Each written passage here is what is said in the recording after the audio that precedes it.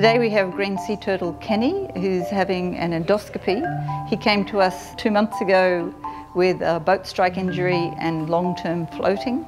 So we can see that he's got a big piece of bone out of his shell on the back, and he's been floating bum up for probably many months in the ocean and 2 months in here with us. His blood parameters are deteriorating, his demeanour is deteriorating, so we're doing the endoscopy today to see if we can figure out exactly what else is going on inside him, because there's more than just the boat strike injury. We might find something that we can fix. So fingers crossed, it's going to be a positive outcome.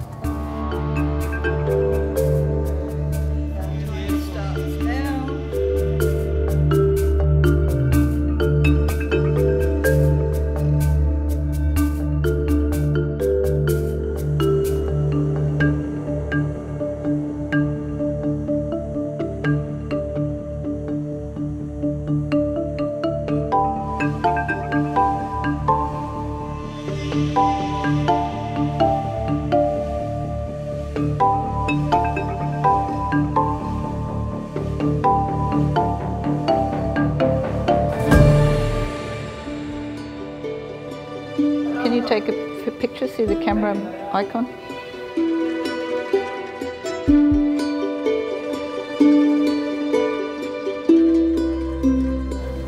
And it's hard to focus because of all the flocculent fluid.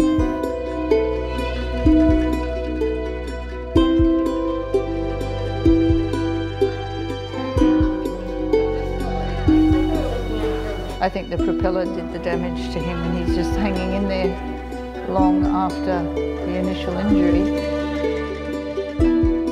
Our initial view inside the turtle suggests there's quite significant peritonitis.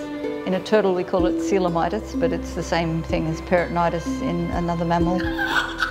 We're trying to remove some of the fluid to improve our view. The fluid is quite cloudy, and so it's difficult to focus. Again, inflate. So what we can see so far is there's areas of lung that aren't inflating. We're seeing blood vessels in the mesentery that go to his intestines that are full of blood clots. So these are not good things. We're also seeing the inside of the wound that the boat propeller has done to him, and we can see a chronic inflammatory response. I don't like the poor inflation. I don't like that colour red that happens. And you see he's going obviously septic. At least we have information to make the decision with. So we can see massive evidence of infection inside the turtle, which is what we were suspicious of, but we were hoping not to find.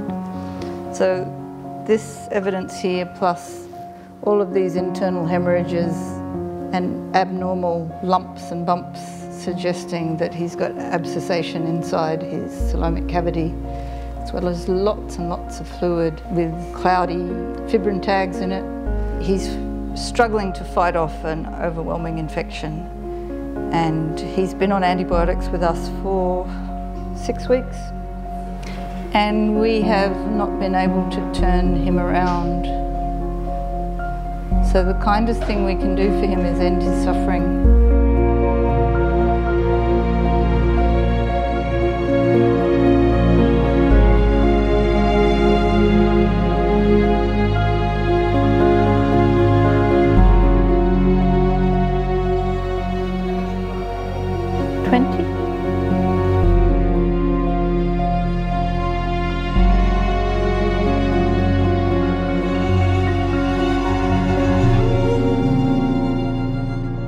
I'm glad we did him today. So we had already treated him with antibiotics and all of the usual treatment that we give to a floating turtle, and he was not responding, and so that's why we looked further today. The damage from the propeller into his coelomic cavity was severe, and it is extraordinary that he had survived as long as he had in the ocean. The take-home message from all of this is that we need to be very careful when we're boating in the oceans, because Kenny was at least 60 years old. He had probably another 60 good years left in him of helping to produce more baby turtles. Now that chance is over because he had a collision with a boat. So you never know when an animal is going to come up for air when you're boating, and so you need to be careful, not speed, and be considerate of the other creatures that are sharing the planet with us. So the dolphins, the dugongs, the whales, the turtles all need to come up for air, and so they can all suddenly appear on the surface. We need to be respectful of their needs.